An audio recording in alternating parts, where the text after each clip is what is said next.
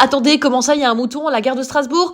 Allez, on rembobine, ça c'est moi, toute contente, parce qu'aujourd'hui est un jour spécial, pas la Saint-Valentin. Ce matin, j'ai fait ma valise avec des pulls, parce que je pars dans un endroit cher à mon cœur, Berlin, et son festival international du film, la Berlinale, où visiblement j'ai déjà été, et où je vais régulièrement depuis 2010. Cette année, malheureusement, j'ai plus d'accréditation. Oh, donc je me connecte à 10h sur le site pour choper encore quelques places, parce que oui, la Berlinale est un festival public, mais ça, si vous voulez, on pourra en reparler, c'est très spécial. Voilà, donc toute contente en direction de la belle gare de Strasbourg, où le nouveau train direct pour Berlin est à l'heure. Quelle chance! D'ailleurs, je croise ma copine Laetitia qui bosse à la SNCF et je me retrouve sur le quai avec un mouton à écharpe et sa propriétaire qui visiblement le balade partout en Europe. Dites-moi si vous l'avez croisé. En tout cas, ça a bien fait la Polizei qui a voulu contrôler le mouton. Ça, c'est le mouton qui passe dans le wagon. J'ai voulu acheter un café au bar. C'est trop long parce que les Allemands buvaient tous de la bière à 3h de l'après-midi et j'avoue que ça m'aurait bien tenté, mais je suis restée raisonnable. Il fallait quand même travailler durant les 6 heures du périple où nous avons traversé toute l'Allemagne sous la neige. On arrive enfin pile à l'heure. C'est un bonheur.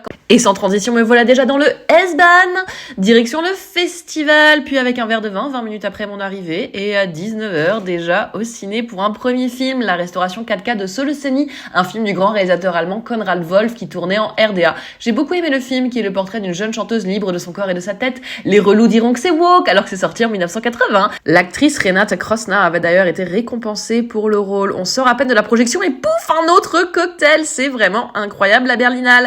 J'en profite pour vous apprendre le mot allemand du jour, der Empfang, la réception. Vous voyez, il y a des photocalls partout. On reprend le S-Bahn et on se rappelle que c'est quand même le jour des cœurs et hop, on rentre à la maison. Demain sera un jour pour voir des films en compétition. Il y avait Timothée Chalamet, mais on s'en fout. Allez, bisous!